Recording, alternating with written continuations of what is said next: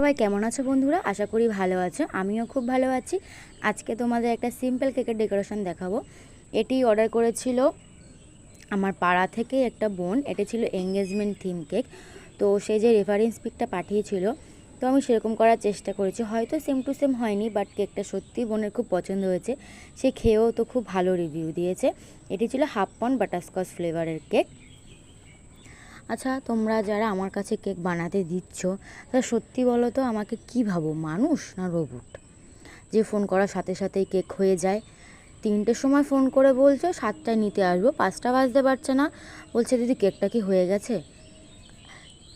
কেকটা বানাতেও তো টাইম লাগে। যেহেতু আমি ঘরে ছোট্টখাট্টো ব্যবসা করছি, যেহেতু আমার কোনো কিছুই আগে থেকে তৈরি থাকে না।